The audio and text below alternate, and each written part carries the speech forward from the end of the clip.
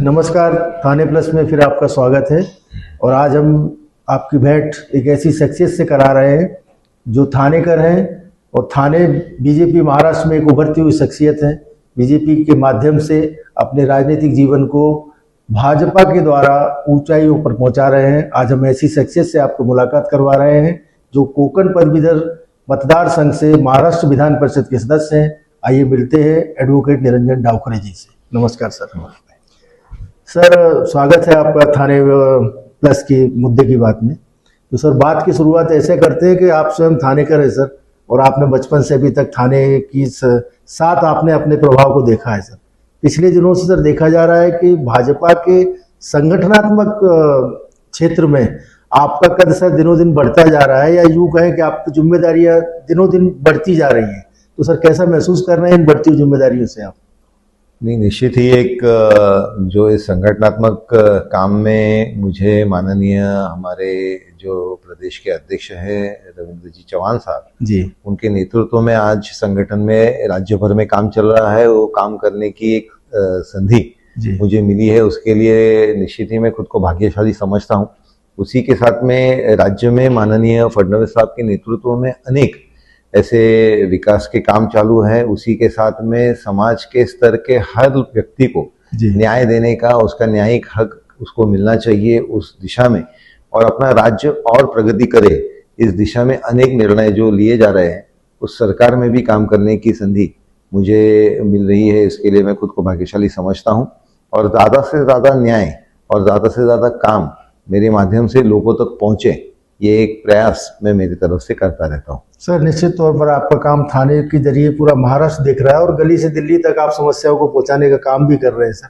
थोड़ा सा पीछे जाके बात करते हैं सर। अभी थाने महानगर पालिका के चुनाव हुए थे, तो उस चुनाव के समय आपके कुछ निर्णय जो लिए गए थे प्रारंभिक अवस्थाओं में, तो उसमें ऐसा लगा था कि ये डावखरे साहब के निर्णय जो है बीजेपी के हितों के विरुद्ध जा रहे हैं वगैरह वगैरह। लेकिन बाद में जब रिजल्ट आए तो जैसे रिजल्ट सोचे गए थे भाजपा के प्रति सकारात्मक वो रिजल्ट आए, तो सर इस सोच के प्रति आपकी कौन सी सोच रही थी सर, ये पूछना चाह रहा हूँ। नहीं, इसमें पूरी तरह से भारतीय जनता पार्टी के संगठन का और कार्यकर्ता का जो काम है उस विश्वास पे ही हम लोग ने ये निर्णय लिए थे।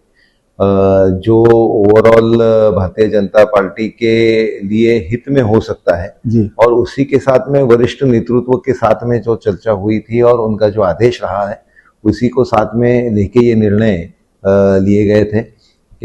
जबकि भारतीय जनता पार्टी के कार्यकर्ता का सुझाव और कार्य ये निश्चित ही ठाणे महानगर पालिका में बहुत बड़ा रहा है। भारतीय जनता पार्टी के कार्यकर्ता का योगदान भी बहुत बड़ा रहा है, और इसके लिए भारतीय जनता पार्टी ये एक सबसे बड़ी पार्टी थाने में बने, इसका पूर्ण प्रयास हम लोग ने शुरुआत में निश्चित ही किया था। पर उसी के साथ में जब वरिष्ठ स्तर पे, दिल्ली के स्तर पे हो, केंद्र स्तर पे हो या राज्य स्तर पे हो, हम अगर युति में काम कर रहे हैं तो हमें उसका सम्मान रखना चाहिए। इस तरह के क्या जब निर्णय ये लिया गया तो कुछ महानगर पालिकाओं में ऐसा निर्णय लिया गया था, तो उस हिसाब से जो भारतीय जनता पार्टी के कार्यकर्ता का हमेशा एक प्रयास रहता है जो हम सब संगठन में करते हैं कि भारतीय जनता पार्टी का पक्ष का एक बार आदेश आ गया तो वो कार्यकर्ता उसको निश्चित ही उस निर्णय के प्रति अपना विश्वास दिखा के आगे बढ़ते हैं। तो उसी प्रकार में हम लोग ने उस समय पे जो काम किया था और उसका फलस्वरूप हम सभी ने देखा कि एक अच्छा निर्णय और एक अच्छा रिजल्ट मिला है। लोगों ने भी महायुति के प्रति विश्वास उस समय पे व्यक्त किया था, और मुझे पूर्ण विश्वास है कि महायुति का उससे ज़्यादा भारतीय जनता पार्टी का जो कार्यकर्ता है वो उस रिजल्ट से समाधानी है। सर, थोड़ा सा पारिवारिक पृष्ठभूमि पे चर्चा करना चाहूँगा सर।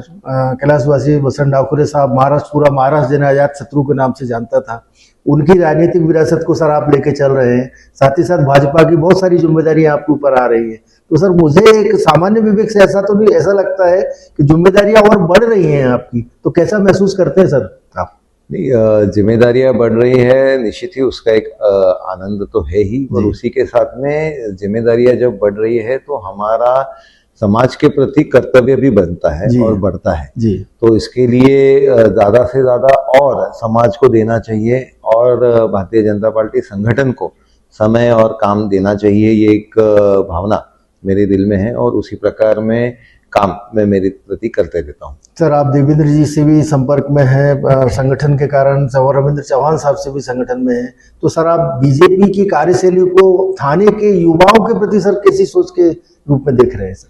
भारतीय जनता पार्टी ने हमेशा समाज के हर स्तर पे हर घटक को सामने रखते हुए जो काम किया है, वो काम करते समय युवाओं को भी प्रथम दर्शनीय सामने रख के काम किया है।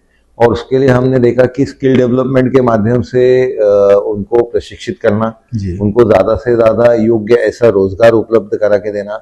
आज जिस दिशा में दुनिया जा रही है, एआई टेक्नोलॉजी के माध्यम से हो या और जो टेक्नोलॉजीज हैं उस माध्यम से हो, वहाँ पे ज़्यादा से ज़्यादा युवा आकर्षित हो रहे हैं। उनको उस क्षेत्र में ज़्यादा से ज़्यादा रोजगार उपलब्ध कराने के दृष्टिकोण से वो इंडस्ट्रीज यहाँ पे आना, आज हम देख रहे हैं कि नवी मुंबई में देश का सबसे बड़ा डेटा सेंटर बन रहा है। आज थाने में अमेज़न का डेटा सेंटर आ रहा है। तो इसके लिए बहुत सारे रोजगार की उपलब्धि यहाँ पे होगी। ज़्यादा से ज़्यादा युवाओं को रोजगार यहाँ पे मिलेगा और उस क्षेत्र में मिलेगा जिस क्षेत्र में उनको रुचि है, जिस क्षेत्र का उनको आकर्षण है। तो मुझे भारतीय जनता पार्टी में काम करते समय माननीय फडणवीस साहब के नेतृत्व में और माननीय चौहान साहब के नेतृत्व में काम करते समय ये हमेशा मैंने देखा है और ये हमारे नेतृत्व की एक सराहने वाली ये कर्तव्य या उनका काम है कि जिसमें उन्होंने सब स्तर के सब घटकों को हर एक क्षेत्र में उनके इसमें न्याय देने की भूमिका ली है। सर, सोशल मीडिया में आपके एक्सपर्ट तो हमने विधानसभा में भी सुनी, आपके बारे में चर्चा हो रही थी, विशेष रुचि, और शायद महाराष्ट्र में सोशल मीडिया का प्रभाव आप देख भी रहे हैं। तो सर आपकी कार्यशैली जो है युवाओं में सर एक आदर्श के रूप में स्थापित हो गई है, तो उस आदर्श को आप बनाए रखने के लिए एआई के फील्ड में और कुछ नई योजनाएं बीजेपी के जरिए आने वाली है क्या भविष्य में? दो चीजें अलग अलग हैं। भारतीय जनता पार्टी करके पक्ष करके सोशल मीडिया पे जो काम होना चाहिए उस प्रति अब हम देख रहे हैं कि आज के तारीख में ज़्यादा से ज़्यादा लोग आज मोबाइल स्मार्टफोन होने के वजह से रील्स है, व्हाट्सएप है, मैसेजेस है, इसके माध्यम से एक दूसरे से जुड़े हुए हैं। जब हम दिवाली और हमारे अलग अलग त्योहार हैं, उस त्योहार में भी पहले मिलते थे, अब तो व्हाट्सएप पे ही मैसेजेस चले जाते हैं। तो हम एक दूसरे से जो कनेक्ट हो रहे हैं वो कनेक्ट की परिभाषा बदल रही है।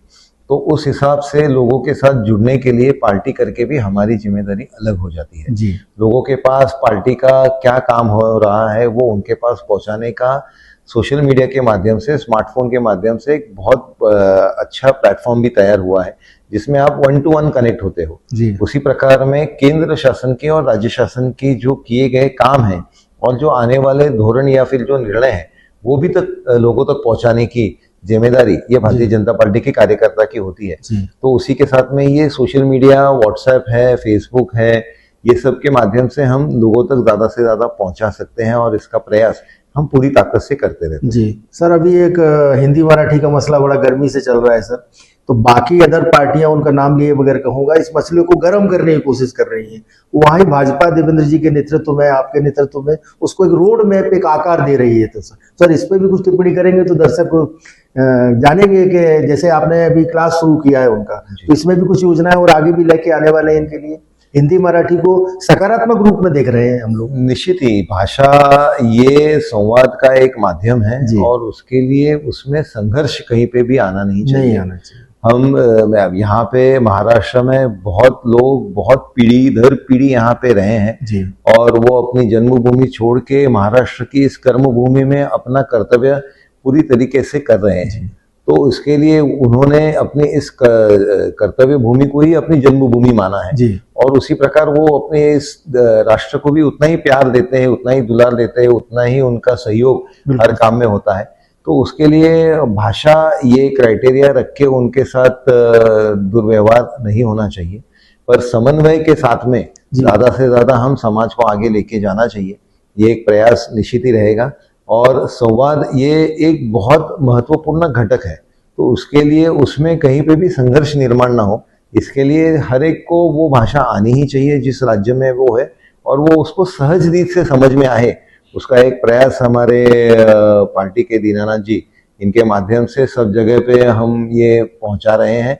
जितने भी श्रमिक हैं उन श्रमिक को वो भाषा में संवाद करते आना चाहिए, मराठी भाषा में संवाद करते आना चाहिए, उसका एक प्रयास और हमने सर किया मैंने है। देखा कि आपका जो रोड मैप ये जो बनाया गया है इसमें वो शहर से सहभागी भी हो रहे हैं, उनको स्वीकार है आपका ये केवल मात्र 7 दिन का कोर्स है जिसमें उनको बहुत सहज रीत से मराठी जो उनको उनके व्यावहारिक जीवन के लिए मालूम होनी चाहिए जी उतनी तक की मालूम करने का प्रयास किया है। दाएं मुड़ने के लिए मराठी जो शब्द है वो उजवा देना डाबे चाहिए, वगैरह। माला जायचं, मुझे जाना है के लिए माला जायचं, वो सब ऐसी छोटी छोटी चीजें हैं जो व्यवहारिक स्वरूप से उनको ये भाषा आनी चाहिए, उस प्रकार का संवाद की ट्रेनिंग उनको उसमें दी जा रही है। सर आपने अपनी बातों में बहुत अच्छा सूत्र दिया, सहज समन्वय और सहकार। इसके जरिए सर आपके समक्ष बोल रहा हूँ सर, आप भाजपा में थाने में एक आदर्श मैं बनते जा रहे हैं और मैं युवाओं से संपर्क में रहता हूँ सर। आप उनके प्रकार एक सब थोड़ा सर इस चीज से थोड़ा अलग हट के सवाल था।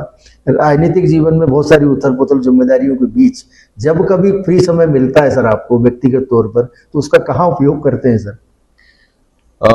जब मुझे थोड़ा भी व्यक्तिगत समय मिलता है मैं मेरे फैमिली के साथ रहना ज़्यादा प्रेफर करता हूँ, जी। मेरी बीवी बच्चों के साथ ज़्यादातर समय फिर उनके, क्योंकि हम राजनीतिक जीवन में हमारा सबसे ज़्यादा समय ये पार्टी संगठन और कार्यकर्ताओं के बीच में होता है, तो उसके लिए जितना भी बचा कुचा समय है वो कुटुंब को, फैमिली क्या है सर, लोगों की अपेक्षाएं इतनी ज्यादा है कि हम समझ सकते हैं कि समय बहुत ही कम मिल पाता होगा, क्योंकि 24 तास अपेक्षाएं रखते हैं। जी जी, तो उसके लिए ही जो बचा कुचा समय है वो जी। फैमिली को देना चाहिए, उसका एक प्रयास मैं करता रहता हूँ।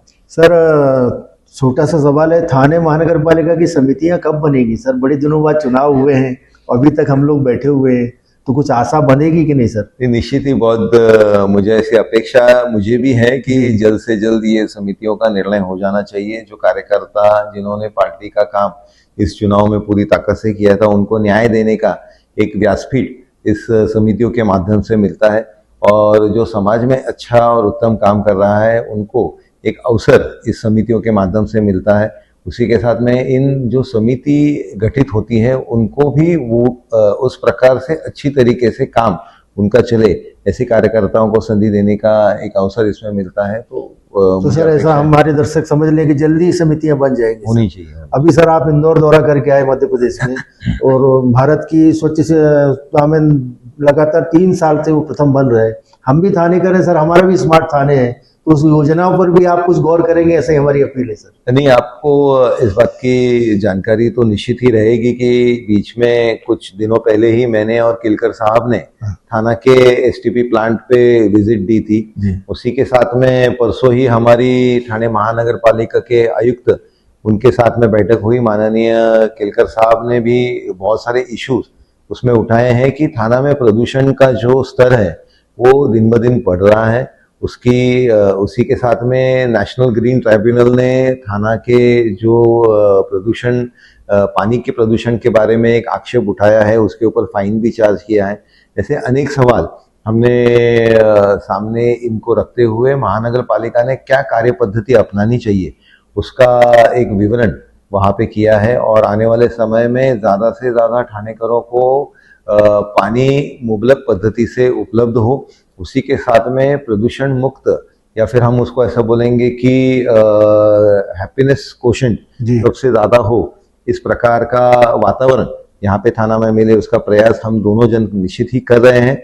और उसके बारे में हम दोनों अतिशय बहुत ही दक्ष तरीके से खड़े हैं। सर हम सभी थानेकर स्मार्ट थाने में सर आपको स्मार्ट थानेकर के रूप में, स्मार्ट आमदार के रूप में सर आगे लेके आ रहे हैं, बहुत सारी अपेक्षाएं रख रहे हैं सर। एक चलते चलते एक आखिरी सवाल यही है कि आप स्वयं भी थानेकर हैं, और एक थानेकर और एक एमएलसी डावखरे साहब, थानेकर लोगों के लिए भाजपा की तरफ से क्या अच्छा सा संदेश देंगे आज? मैं आपके माध्यम से, आपके इस चैनल के माध्यम से सभी थानेकरों को एक निश्चित ही संदेश देना चाहूँगा कि थाने को और अच्छा, साफ सुथरा, और उसी के साथ में जो सारी थाना की अड़चने हैं, थाना में विकसित थाने के लिए अब जब हम विकास कर रहे हैं तो थोड़ा सा तो इस विकास का बैकलैश थोड़ा सा उसको बोलते हैं, क्योंकि जैसे एक उदाहरण है कि जब हम घर को पेंट करते हैं तो जी। पेंट की बास तो आएगी, जी जी, तो बास अपने को कुछ दिन सहन करना ही पड़ता है, थोड़ी परेशानी सहन की। थोड़ी परेशानी सहन करनी पड़ती है, पर वो परेशानी मिनिमम हो जी। और लोगों को ज्यादा से ज्यादा सहूलत हो, इसके लिए निश्चित ही हम लोग पूरी ताकत से काम कर रहे हैं और काम करते रहेंगे। सर, आपने समय दिया, थाने प्लस परिवार की तरफ से आपका बहुत बहुत धन्यवाद। आपका राजनीतिक जीवन सफल हो और हम थानेकर आपके रूप में बहुत बहुत सफलताएं पाएं और देखें। धन्यवाद सर। Thank you.